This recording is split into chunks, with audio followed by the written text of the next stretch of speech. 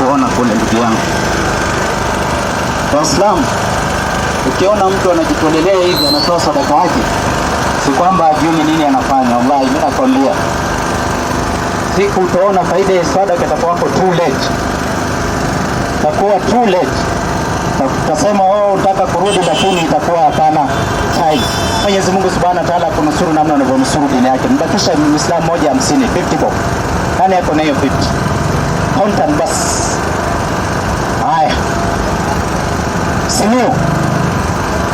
Tunamuona shekhu wangu sasa, hesabu imeingia. Kama ilivyokuwa nataka, barakallahu fik. Azadakallahu rizqa wa taqwa. Sio habari gani?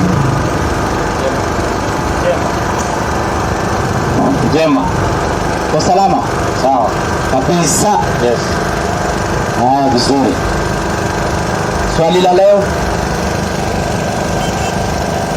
Katika kuzungumza kwangu kwako maneno mengi, nimejiuliza swali hili. Katika Qur'ani 15:91 Qur'ani. Sasa unajiuliza swali mengi kwa Qur'ani. Nisaidie tafadhali. Ama nisiulize? Uliza, lakini unajiuliza maswali mengi kwa Qur'ani.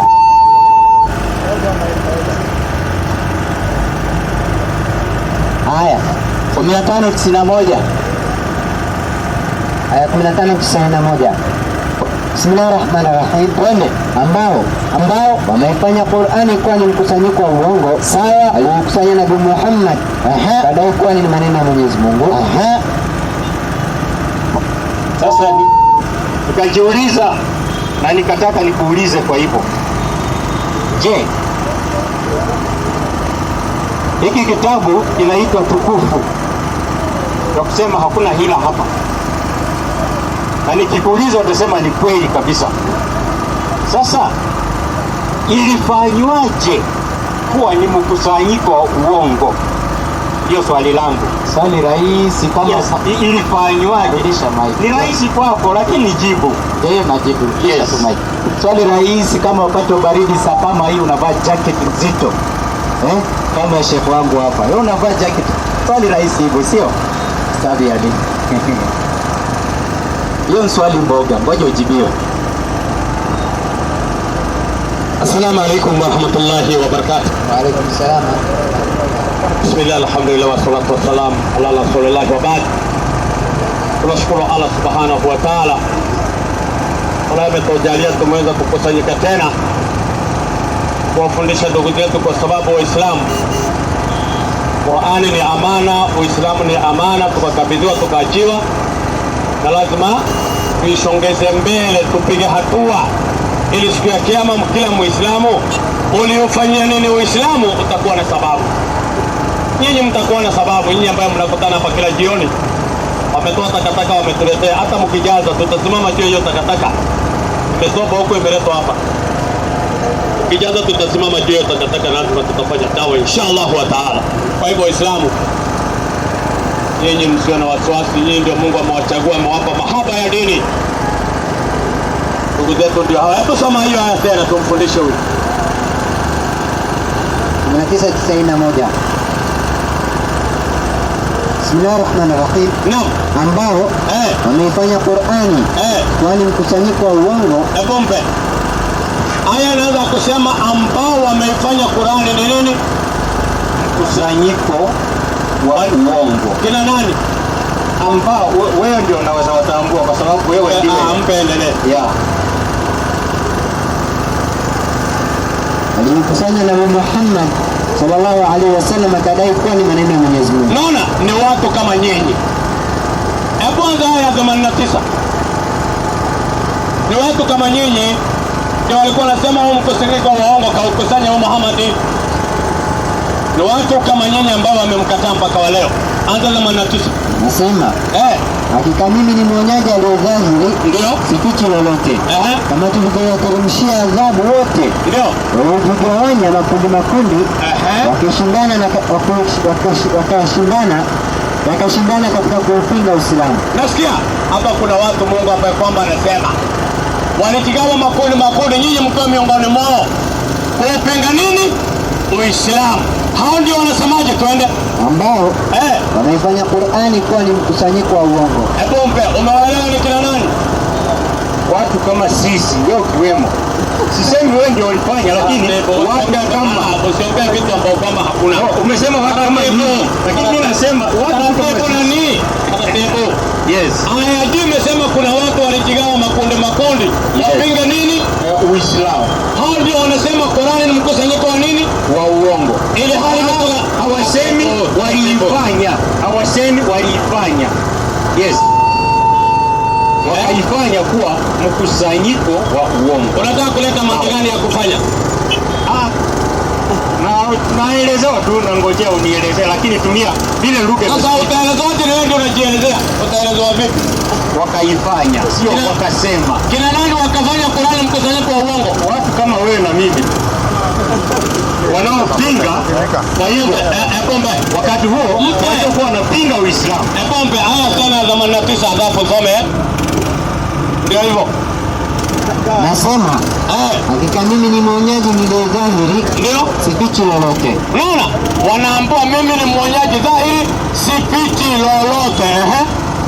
Kama tulivyoteremshia adhabu wote waliojigawanya, kama tulivyoteremshia adhabu waliojigawa makundi wakashindana katika kuupinga Uislamu. Unaona? Hawa makundi wakajigawa, wao wenyewe wakashindana kuupinga Uislamu, kama vile Wasabato na Wakristo wenyewe wanashindana kuupinga Uislamu ambao umeifanya Qur'ani kuwa ni mkusanyiko wa uongo. Sasa nini hapa inaelezwa sasa hivi?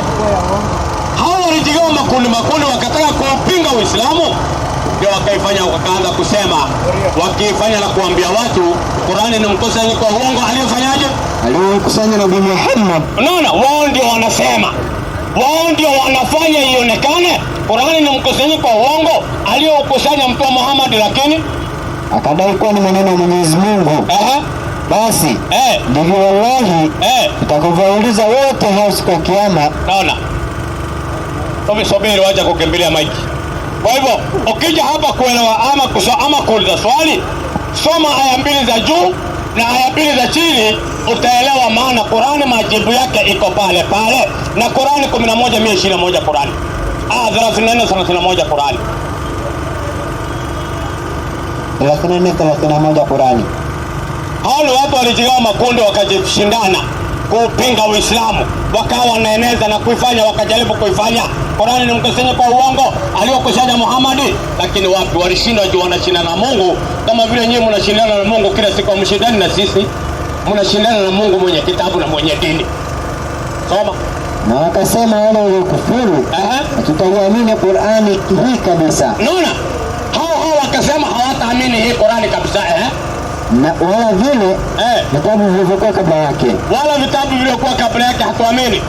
Na ungeona madhalimu, wakirudishiana maneno wao kwa wao, ungeona mambo. Hao waliokuwa wamejigawa makundi kuupinga Uislamu na kusema Qur'ani ni mkusanyiko wa uongo, wanasema ungeona mambo. Wale wanyonge, wale wafuasi wa kina Pastor Nganga na kina Pastor Mori na Pastor Uwora, hao wote manabii wa uongo na matapeli na waongo. Mimi ningekuwa hata na uwezo wa serikali ingewafunga wote. Unaambia watu unaponya, na mimi nanunua dawa za kiserikali na kutumia pesa kununua dawa za ARV. Kazi yenu ni kuzini tu, serikali inawaletea ARV na mnatuambia mnaponya. Mimi na wakusanya wote, nyinyi mbele mimi nyuma. Kenyatta, hao wote waende nyumbani iwe hostel. Kalia huyu vile anajishika. Maliza. Utawaona walio wanyonge wakirudishiana maneno kwa wao, wakisema nini? Wale wanyonge wataambia wale waliojiona wakubwa. Wale wanyonge wao, wale wafuasi wao kina wanyonge ambao wakudanganywa na mapasta. Wao unaenda tu Jumapili. Haleluya. Bwana sifiwe. Usiku nilikuwa naelekea Mombasa, kufika Mariakani nikalala usingizi, nikajikuta Mombasa, unajua na niendesha gari ya Yesu. Hao wanyonge hao, watawakuta hao wanyonge wakirudishiana maneno wao kwa wao. Kila Pastor Nganga nitafunga makioski yote. Mlikuja kwangu na matuta, umetajirikia kwangu, mko na pesa nyinyi, mko na pesa gani nyinyi? Ndio Pastor Nganga alikuwa anawaambia nitafunga hiyo kioski zote, hasina faida kwangu. Makanisa ya Nganga alituambia makanisa ni vioski za kuuza neno. Unakuta mtaharani ya Bwana asifiwe. Niliokoka mwaka uliopita tarehe 7 mwezi wa 8, inatuhusu nini? Nilikuwa wewe subiri nikufundishe wewe, wacha nikufungue taka kwa akili wewe. Mimi nilikuwa kama wewe, nashukuru alhamdulillah ala hadhihi neema. Naombeaga dua Mungu awaongoze mtoke katika giza mwingie katika nuru. Uone kimbia maiki useme nini hauna la kusema. Kalia huyu, peleka maiki. Utawakuta hao wanyonge ambao ndio wafuasi wa mapasta. Mapato ya kudanganya watu. Na sadaka kwanza inasemekana sadaka ipewe watu maskini. Nyinyi mnapelekeaga pasta mtu ana gari na nyumba. Pasta anaenda kunywa chai ya maziwa, wewe unapatia watoto wako turungi na Mungu alikuwa amekupa pesa. Nani alikwambia sadaka inapelekewa pasta? Na ukisoma Mathayo, hebu kwanza maliza hiyo haya. Utawakuta wale wanyonge wakiwarudishia wale wakubwa kila Ng'ara, kila Mwiru, kila Wajiro, hao waliisha. Kila Wajiro na kila Mwiru waliisha. Walikosa pesa ya kununua miujiza Nigeria. Kuna kisa ajabu ilitokea katika kanisa moja mwalimu wangu. Hiyo acha tuweke kiporo hapo. Makanisa sisi. Makanisa kizumba za balafte tumekuwa huko. Kanisani kuna wake na wanaume na muziki. Yaani pastor baba kuna wanawake na wanaume na muziki. Tofauti kwa wapi? Mwalimu gani hapo ni wanyoroshe? Kwani kama mwatu umenyeshewa.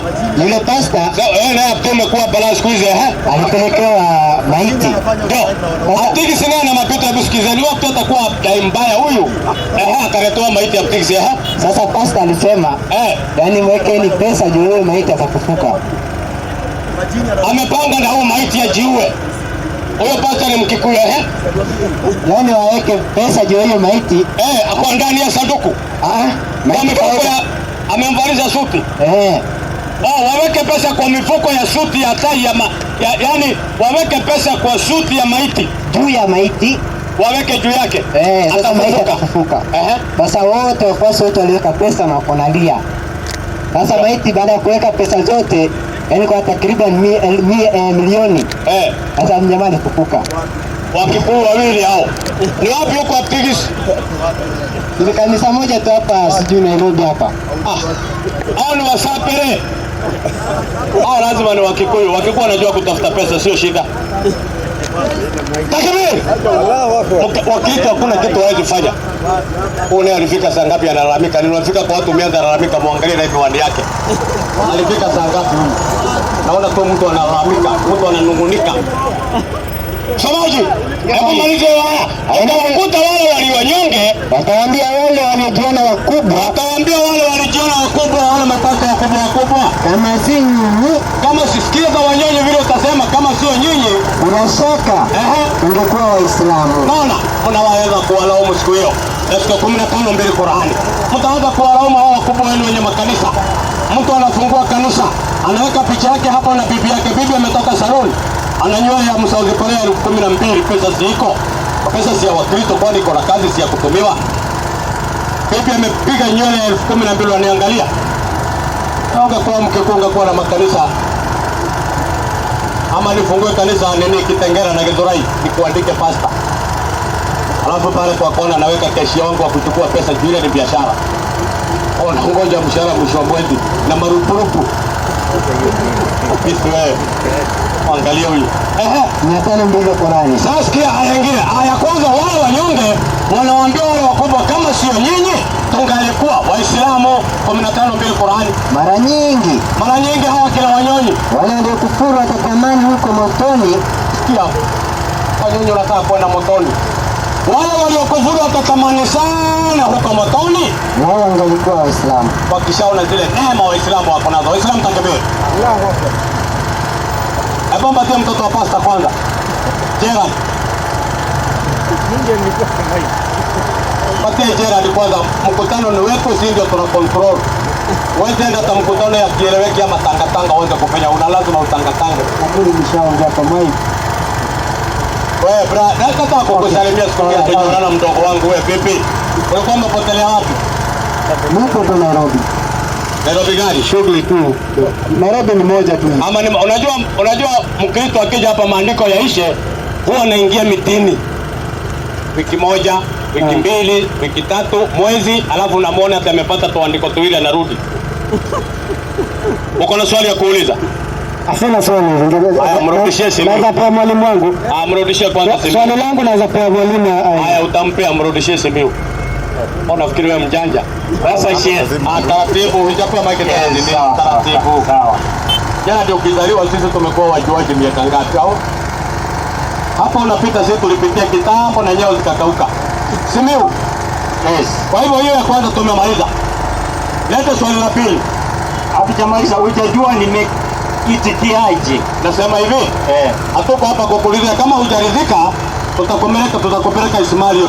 Haya, wacha uridhike. Acha ikae. Tumejibu. Kama una jawabu yako mfukoni, leta swali lingine. Sina jawabu, nalinganisha na hili. Yeremia 8:8 mwalimu amesema hapa kwamba Torati kuna waandishi wameifanya, hajasema wameiandika, wameifanya kuwa uongo. Hii Qur'an watu wakaifanya kuwa mkusanyiko wa uongo. Unasema inasimama, si uongo, tukufu inakaa hivyo.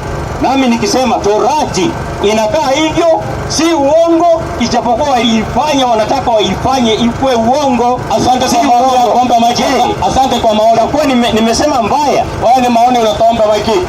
Maoni unatoa alafu itakuwa anasema mbaya. Kwani hapa mtu anasema kalia huyu. Wale nimekuonyesha ni watu walijigawa wakaanza kushindana kupinga Uislamu. Ndio walikuwa wanasema hayo maneno. Lakini Biblia yenyewe, hapo msomaji. Ndio mwalimu. 12:26 Marko. Acha nikuingize tuone. 12:26 Marko. Wale ndio walikuwa wanasema Qur'ani ni mkusanyiko wa uongo kaukusanya nami. Na si kweli. Qur'ani ni uteremshwa na malaika kutoka kwa Mwenyezi Mungu. Kila mtu anajua. 12:26 Marko. 12:26 Marko. Nasema hivi, na kwa habari za watu. Hebu ngoja sikia naandika vitu gani. Hebu sikiza kwanza Na kwa habari za watu wa kwamba wafufuliwa. Hapa ni university lazima msome Hamjasoma katika kitabu cha Musa. Wapi? Sura ya Kijiti. Mpe. Nimesemaje? Hilo andiko limesemaje? Sura ya Kijiti inazungumziwa. Inasema kwa habari za wafu, hamjasoma katika kitabu cha nani? Musa. Sura ya nini? Kijiti. Torati ya Musa iko hapo? Iko kwa Biblia? Kwa nini isivyo? Nitolee sura ya Kijiti. Kutoka 3. Iwe ni kutoka, iwe ni kuingia, iwe ni kupaa, iwe ni nini? Wapi sura ya Kijiti katika hiyo tujue kweli Yeremia 8:8 sio uongo. Alafu nikutolee. Wapi sura ya Kijiti hapo? Kutoka 3. Hayo maneno Yesu asema yanapatikana wapi katika Torati? Kutoka 3. Maneno gani? Hayo sura ya Kijiti. Marko 12:26 inasema Taurati ya Musa ilikuwa na sura, sawa? Ina sura na aya. Hizo sura miongoni mwa sura, habari za wafu zinapatikana katika sura ya Kijiti. Hakuna shida, sura ya Kijiti. Hiyo sura ya Kijiti nitolee. Sura ni nini? Chapter 3 kutoka. Haya, toa sura ya Kijiti. Chapter 3. Hiyo habari. Nisome chapter 3 kutoka. Sitoe. Si ndio hiyo? Ndio hiyo nimekupea, nimekupea sura ya Kijiti Yesu anayezungumzia. Ndio hiyo. Nani anazungumzia? Si tumesoma katika Marko. Aje tukasoma aje. Ngoja ama niseme hivi shehe. Wewe hapa sio kwa haujitetei hapa. Taratibu natetea maandiko. Nani nimekupa time. Imesema katika Taurati ya Musa kuna sura ya nini?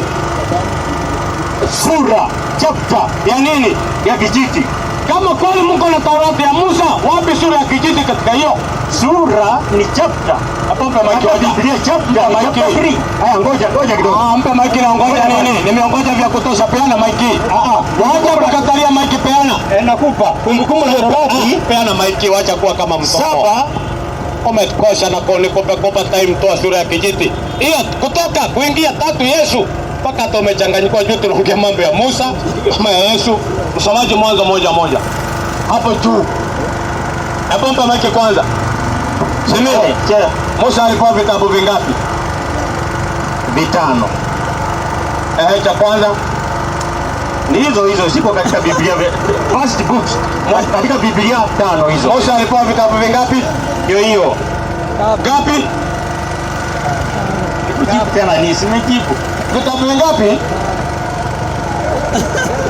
Vitabu 5 na cha 5 aliandika akiwa na mfuasi wake ambaye ni Joshua. Yaani nauliza hivi. Yes. Musa alipewa vitabu vingapi? Si nimejibu. Ngapi? Haya, aliandika, sio kwamba alipewa vitabu. Ngapi? Kupewa, hakupewa kitabu. Alinunua? Hakupewa kitabu. Aliokota? Uliuliza alipewa. Mimi Aliandika? nimejibu hakupewa kitabu. Haya, aliandika? Yeye aliandika kitabu. Ngapi? Ndio hiyo 5. Musa aliandika vitabu vingapi? 5. Malaki 4. Yana maiki. Muluya mwenzio waende shughulike naye. Unajua wakikuu balaa. Wakikuu ni balaa. Wewe sikiza.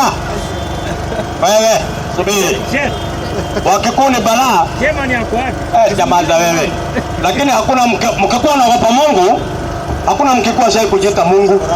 Lakini Muluya Wanyonyi akajita Mungu, Mjaruo Teto akajita Mungu. Lakini mkikuwa na muogopa Mungu, hawaja hapa hajaifika kujita Mungu. Lakini hajai kujita Mungu. Mkikuwa anasema pesa peleka hizo, yani pesa kwanza, sababu bila pesa hata sadaka utatoa wapi kanisani? Pesa mbele, mambo ya Mungu baadaye. Hiyo ya Wakikuyu sawa. Lakini hakuna mkikuwa zai kujita Mungu. Malaki 4:4 huyo mwehu. Musa kaandika vitabu 5. Malaki 4:4. Ikumbukeni Taurati ya Musa. Hebu mpe maiki. Inasemaje?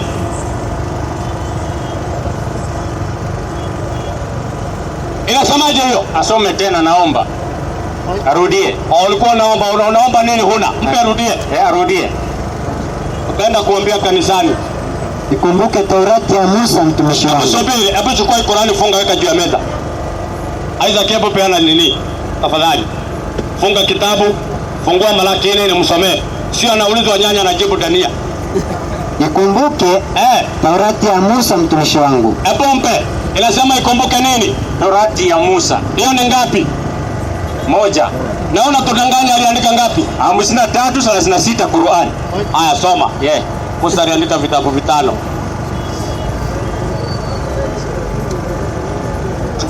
Wahi kuwa Mkristo. Tena wewe ni gal. Tena Jelel ni mtihani.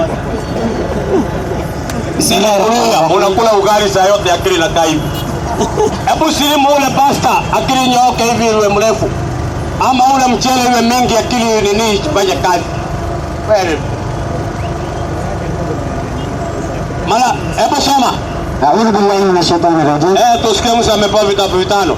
Hakuambiwa yaliyomo katika vitabu vya Musa na vya Ibrahimu alivyotimizwa ahadi ya Mwenyezi Mungu. Vitabu vya Musa. Ni nani?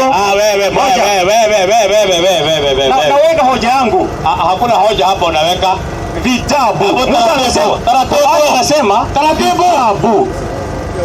Vitabu ni kina gani na gani na gani? Tunaongelea magari ya Musa na Abasi. Ngapi hizo? Zaidi ya 1. Kwa hivyo zaidi ya 1. Musa aliandika vitabu zaidi ya 1. Arudie. Wewe mwehu. Rudia. Mwalimu, nilijua tu ataenda hapo, ndio maana nikaongezea hiyo. Mwambia Bwana ni Muluya. Ni ndugu zetu hawa, sio tena watukana. Hakuambiwa tena ni Jelele, tena ni gal. Mitihani ngapi hiyo? Soma tena. Hakuambiwa yaliyomo katika vitabu vya Musa na nani na vya Ibrahimu. Sasa vitabu vya Musa na kama vile gari ya Musa na gari ya Abasi. Magari mangapi hayo? Hakuna shida. Uliuliza kuhusu Musa. Usiharibu maisha. Uliuliza kuhusu Musa. Hapo peana majibu kwanza. Musa, Qur'ani imesema aliandika vitabu sio kimoja. Kwani kuna mtu anakataa? Unataka kuvunja maiki? Ulikuwa unapinga mara ya kwanza. Kupinga nini? Kupinga nini? Vitabu vya Musa. Ngapi? Msomaji? Ndio mwalimu. 991 Qur'ani. Qur'ani wameandika ngapi? 691 Qur'ani. Alafu nipe 11:17 ama 11:110. Hiyo 7:100. Ona ingizwa hapo na Yusufu anarudi kukucheka hapo. Soma 691. 691. Wacha andike kwanza.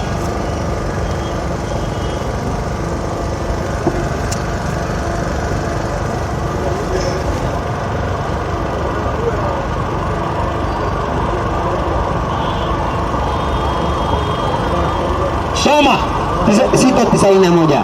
Bismillahirrahmanirrahim. Naam. Na Mayahudi hawakumheshimu Mwenyezi Mungu kama inavyotakiwa kumheshimu. Ndio. Waliposema Mwenyezi Mungu hakuteremsha chochote juu ya binadamu yoyote. Naona Mayahudi wanasema Mwenyezi Mungu hakuteremsha chochote juu ya binadamu yoyote. Walisema maneno haya wakati mtume alipoambia kuwa Qur'ani ni kitabu alichoniteremsha Mwenyezi Mungu. Ndio. Sema ni nani aliyekiteremsha kitabu alichokileta Musa? Mpe. Aya inasema nani kitabu alichokileta nani? Alichoiteremsha kitabu. Okay. Ni nani aliyekiteremsha kitabu alichokileta Musa? Ngapi hizo? Kitabu tena ni vitabu. Qur'ani imesema ngapi hizo? Sasa 53 nasema vitabu. Nasema hivi. Hapa imesema kitabu. Basi Qur'ani yenyewe itupe idadi ya vitabu hivyo vya Musa. Musa ameteremsha vitabu vingapi? Nataka kulikani ndio ya kweli. Vitabu haya hapo. Hiyo haya. Wacha kurukaruka. Ngoja. Nasema hii nasema vitabu, hii nasema kitabu. Gani ndio ya kweli? Bado nasema vitabu vya Musa na nani? Na kunaulia kuhusu Musa. Hoja ilikuwa Musa Torati. Aya uliopewa na Yusufu utoe. Waachana na ya Yusufu ikae. Tunasoma ya Qur'ani. Ya Qur'ani imesema Musa kapewa vitabu wakiwa na 53 36. Musa na nani? Ngoja. Musa na nani? Na uzungumzia Musa. Hoja yangu ilikuwa juu ya Musa. Haya uliotoa ni Musa na nani? Okay, na Ibrahimu wache ikae hivyo. Sasa Musa sio ikae hivyo. Musa na nani? Hiyo ni aya 1:36 inazungumzia vitabu vya Musa na nani?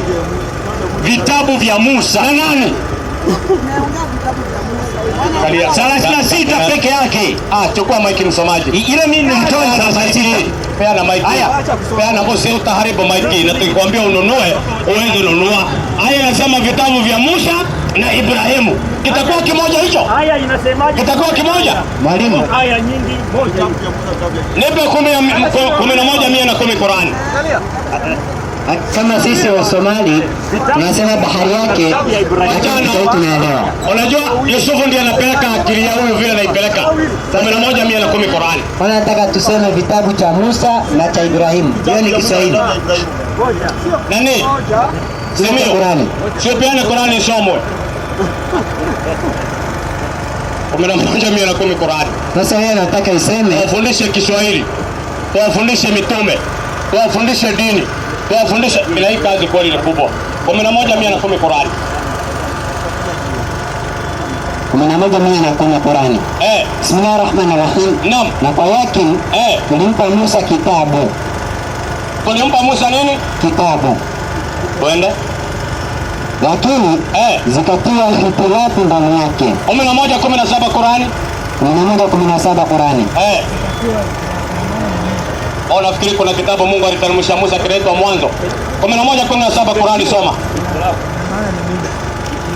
Basi je, mtu aliye na dalili wazi kutoka kwa Mola wake, naye ni Nabii Muhammad sallallahu alaihi wasallam, na anaipata dalili hiyo, shahidi atakaye kwake Mwenyezi Mungu, na kabla yake naye ni Qur'ani, na kabla yake kilikuwa kitabu cha Musa. Kitabu cha nani? Cha Musa. Kilichokuwa na nini? Kilichokuwa kiongozi na rehema, naye ni Taurati ambayo ilitaja habari za Nabii Muhammad sallallahu alaihi wasallam, ambayo Mungu amemteremshia Musa kitabu kimoja.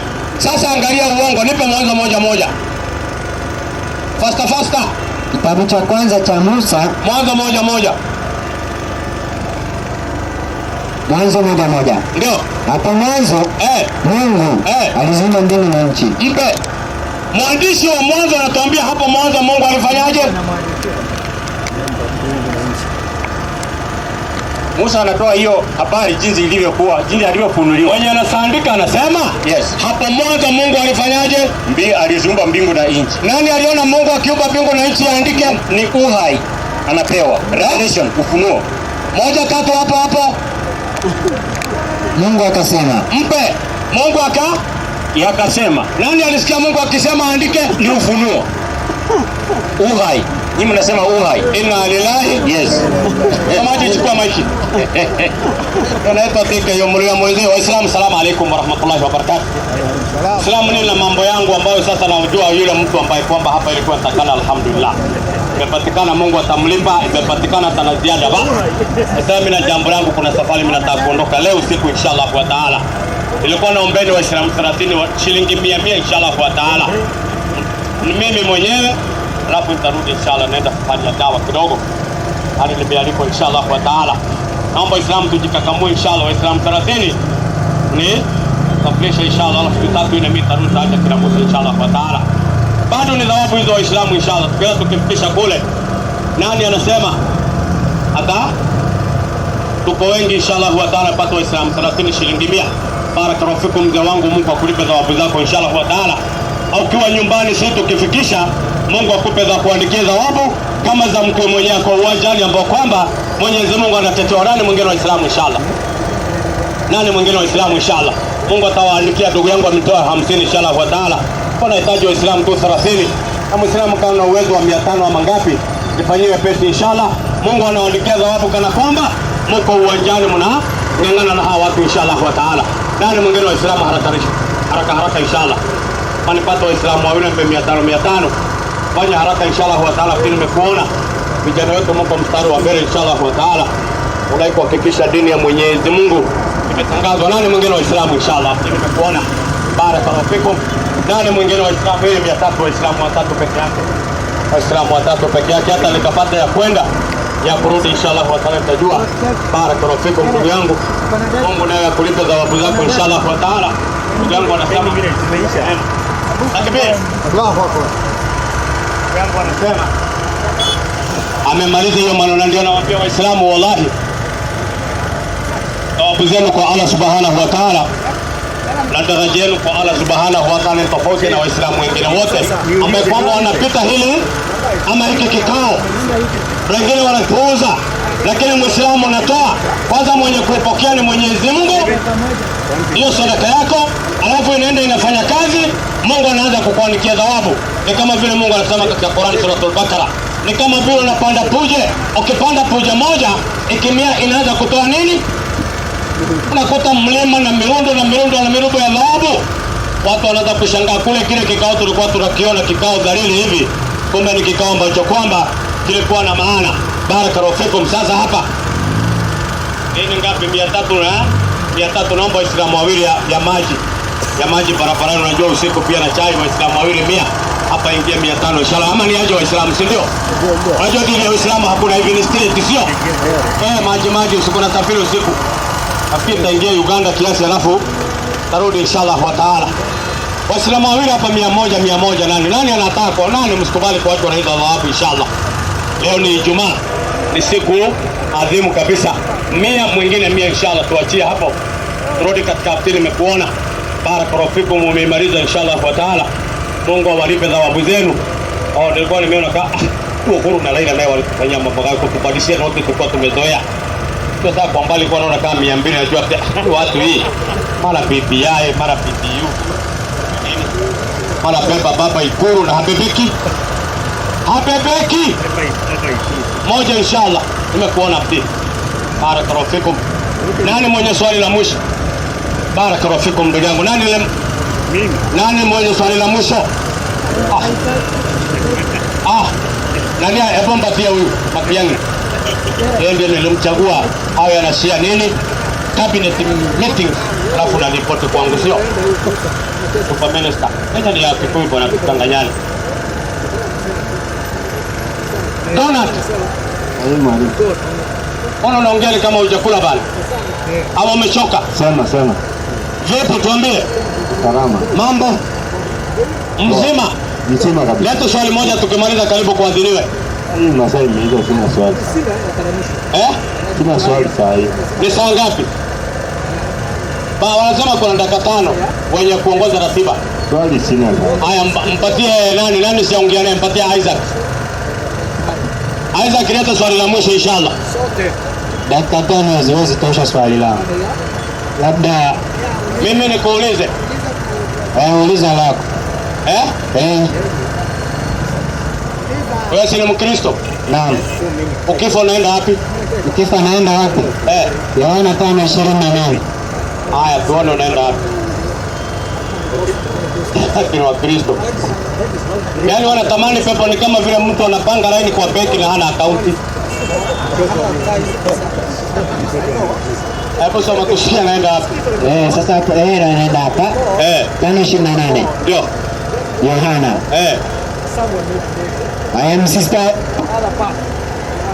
Msistaajabie maneno hayo, kwa maana saa yaja ambayo watu wote waliomo makaburini wataisikia sauti yangu yake, nao watatoka waliofanya mema katika ufufuo wa uzima.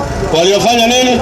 Waliofanya mema katika kwa ufufuo wa uzima, na wale waliotenda mabaya kwa ufufuo wa hukumu. Biblia inatuambia kwamba siku ya Jehanamu Yesu akija. Siku ya Jehanamu ni siku gani hiyo? Siku ya Jehanamu, Kiyama. Ni siku gani hiyo? Siku ya patashika hiyo siku. Siku ya Jehanamu ni gani? Wao je, unaingia? Wao je ni gani? Siku yenye wewe unaingia ndio hiyo unataja. Siku gani? Sasa imesema wapi unaenda wapi hapo? Imesema unaenda. Hapo imesema hiyo siku, maana mwanadamu lazima imesema waliotenda mema kwa ufufuo na waliotenda mabaya kwa ufufuo kwa hukumu ya Jehanamu. Wewe umetenda gani? Mimi kwa sababu namfuata Yesu nitakuwa miongoni mwa watenda wema. Hapo imesema mambo ya kutenda mema, haijasema kumfuata Laila wala Uhuru wala nani. Kwani watasikia sauti ya nani hapo? Nani sauti ya Yesu? Ila nani? Watu wote watasikia sauti ya nani? Mpa huyo 25:31 Mathayo. Wala hapa hajasema nitasikia sauti yangu. Yaani atayewa amelala kaburini atasikia sauti ya Yesu. Jina kana gani?